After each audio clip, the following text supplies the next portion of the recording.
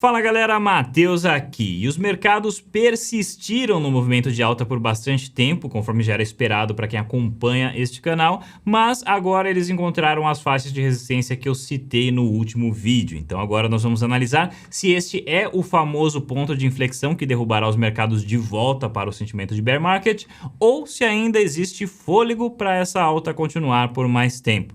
Vamos entrar nesse assunto direto agora para vocês. Beleza, pessoal? Então eu acho que eu não preciso lembrar ninguém, né, de quão forte foi esse movimento de alta em praticamente todos os mercados, mas uma coisa menos evidente do que essa alta é a quantidade de investidores que efetivamente conseguiu surfar essa onda.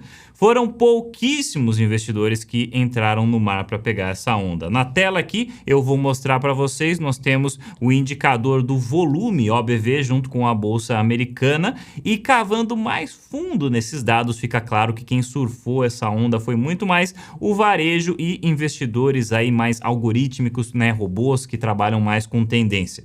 Os fundos multimercados, eles ficaram de fora só olhando de braços cruzados, ou pior, mantiveram aí algumas apostas que haveria uma queda e tiveram que ficar cobrindo aí as suas posições por conta desse aperto que aconteceu. Teve tanta gente shorteando o mercado e sendo pega e desprevenida que este foi o terceiro maior movimento de cobertura de shorts dos últimos 10 anos. No mercado isso virou até piada com o pessoal que faz os relatórios, colocando lá também, ó, boa sorte para explicar para o seu chefe que você perdeu o aperto da alta inteiro e continua acreditando nos seus shorts. Nos últimos vídeos eu vinha levantando a possibilidade de que as notícias boas aí com a inflação alimentariam a alta até a próxima resistência, quando então nós precisaríamos reavaliar, e até o momento é isso que vem acontecendo. Começando aqui com o Bitcoin, que ao contrário dos demais mercados não tira folga de fim de semana, nós vimos a moeda insistentemente tentando romper a média dos 100 dias.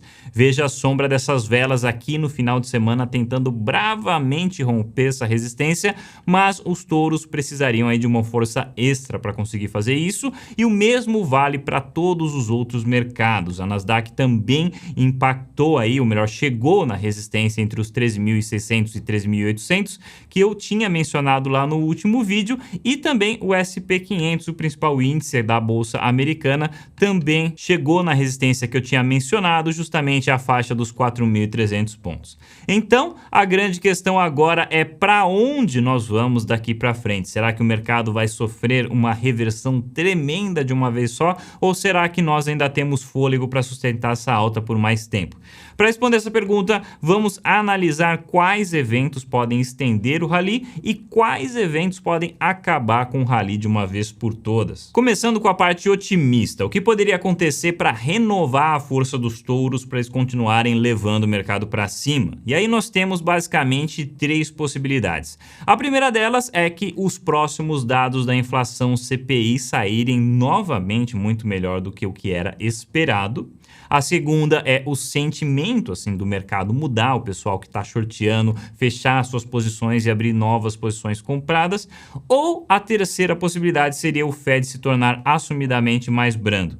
E a realidade é que essas três opções são mais interdependentes do que parece. Para o Fed se tornar mais brando, ele precisaria da confirmação de que a inflação realmente amansou, e até os otimistas desse momento reconhecem que o Fed está muito mais cauteloso com isso, porque ele foi muito complacente no começo da inflação.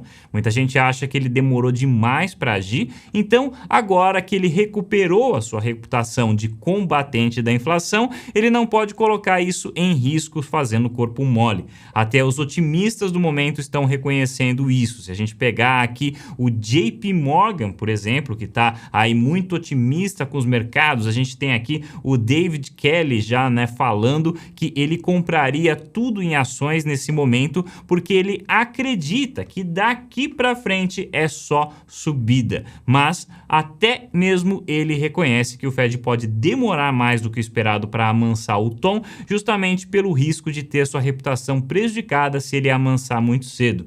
Mesma coisa, o pessoal dos fundos multimercados que está shorteando o mercado nesse momento, para eles mudarem o sentimento e fecharem as posições de short, eles precisam de confirmação de que a tendência realmente mudou. Nesse momento, o mercado está dividido aí nas suas previsões. A maior parte do mercado acha que o Fed vai subir menos os juros agora em setembro, mas ainda tem muita gente apostando numa alta de 75 pontos. Então, os mercados continuam aí operando com pouca liquidez, não tem muito volume entrando e isso não vai mudar enquanto não ficar claro que o Fed vai abrandar o seu tom, e o Fed não vai abrandar o seu tom enquanto a inflação em si não abrandar. Então, no final das contas, a inflação ainda está ditando o rumo dos mercados. Se você quer ter pistas do que pode acontecer agora, as próximas datas relevantes para observar são justamente o dia 25 a 27 de agosto da semana que vem. Nós já teremos aí o simpósio de Jackson Hole, uma convenção de economia patrocinada pelo Fed, que acontece todo ano, e nesse ano ela estará, ou melhor, todo mundo estará de olho no que o pessoal do Fed vai dizer, porque isso pode dar sinais de como eles devem conduzir a economia na próxima reunião, que acontecerá dia 21 de setembro. E claro, entre essas duas datas nós teremos aí a divulgação da inflação CPI em 13 de setembro. Então, a partir da semana que vem, talvez nós teremos aí fortes emoções nos mercados. Então, basicamente, pessoal, do lado otimista, a conclusão é que essa narrativa precisa ainda ser validada por novos dados da inflação. Já do lado pessimista, infelizmente, os eventos que podem derrubar o mercado vão além do drama da inflação, e talvez seja por isso que pouca gente acredita que já seja esta uma recuperação duradoura. O que acontece é que mesmo se a inflação estiver realmente acabando, mesmo assim, nós ainda poderemos enfrentar uma forte reversão do resultado das empresas nos Estados Unidos. Por quê? Bom, primeiro, o óbvio, o PIB lá caiu por 2 trimestres seguidos, o que historicamente tem sido um sinal claro de recessão, e mesmo que não se acredite aí que isto seja uma recessão, é inegável que é uma redução da atividade econômica, e isso tende a reduzir os resultados das empresas. E a inflação amansando, isso também prejudica o resultado das empresas, porque significa que elas não estão conseguindo mais repassar o reajuste dos custos de produção e também do aumento dos salários que houve recentemente para o consumidor. De acordo com o estrategista-chefe do Morgan Stanley, o Mike Wilson, os mercados estão hoje significativamente desconectados da realidade. A valuation das ações não reflete o atual cenário econômico e muito menos reflete a paisagem de queda nos resultados das empresas. Na opinião dele, a queda nos resultados deve acelerar em setembro e outubro, quando saem os balanços do terceiro trimestre. E a BlackRock complementa essa narrativa dizendo que as expectativas do mercado de que o Fed irá amansar são ainda prematuras.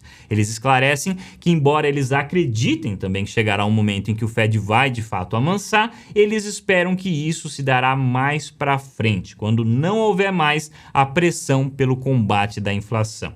E finalmente, o grande elefante que todo mundo parece ter esquecido que está no meio da sala é justamente o quantitative tightening do Fed. Isso foi o principal argumento dos ursos quando o mercado começou a cair com força, e em janeiro não se falava de outra coisa. Mas hoje parece que todo mundo esqueceu que isso daí existe, justamente porque nós estamos agora de olho apenas na inflação.